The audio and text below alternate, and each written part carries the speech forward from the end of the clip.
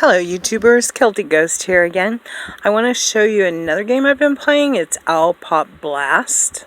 And I have reached all the payouts on it also. And once you reach the payout, it gives you your order has been submitted. We will review your order within 7 days. And they all say this. They're all right now saying 7 days.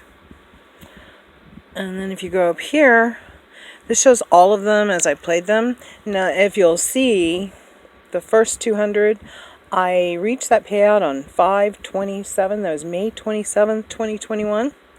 It's been in review for 7 days, and if you look at the calendar, it's way past 7 business days on that one. And then I thought, well, that isn't paying.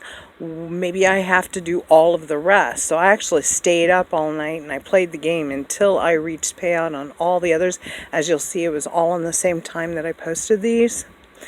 And they now are all in review. Now, if we take this date, 7 business days from today, it will put it on the 7th. Let's see, the July 6th will be the 7th business day.